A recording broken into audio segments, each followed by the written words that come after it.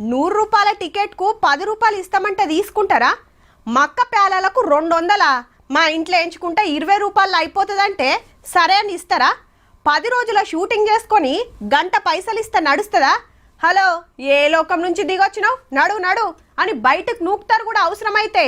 మంది కాడ పక్క లెక్కలు కట్టేటోళ్ళు ఆలేం చేస్తుర్రో చూడు రిజేరా.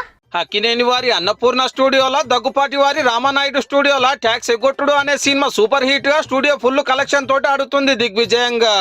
అది కూడా ఏండ్ల కమానము. గందుకే జిహెచ్ఎంసీ ఆఫీసర్లు నోటీసులు పంపిరు బాజాప్తా. ట్రేడ్ లైసెన్స్ ఫీజు తక్కువ చూపిస్తురట. మరి అన్నపూర్ణ స్టూడియో కట్టవలసిన ఫీజు 11,52,000 అయితే కడుతున్నది ఉత్త 61,690 రూపాయలు.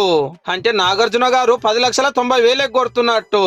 ఇక రామానాయుడు స్టూడియో 2,73,000 కట్టేది ఉంటే ఉత్త 7,600 ఇస్తురట.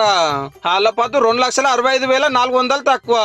ఈ లెక్క ఒక్క ఏడాదికే ఇట్లా స్టూడియోలు కట్టినాడు సంది గోల్మాల్ వ్యవహారమేనట. ఎకరాలలో షూటింగ్లు, ల్యాబులు, బిజినెస్ నడుస్తుంటే మనోళ్ళు గజాలలో చూపించి ట్రేడ్ లైసెన్స్ ఫీజు నెరి అధ్వానం కడుతురని బయటపడ్డది.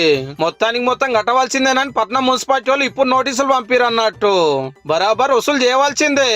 కానీ ఇన్నేళ్ళు ఎందుకు ఇడిచిపెట్టిరో? సినిమా కంపెనీ డెవలప్ చేస్తామని వెనకట అగ్వసగ్వల భూములు తీసుకొని స్టూడియోలు కడితే ఇలా 100 కోట్ల బిజినెస్ నడుస్తుంది.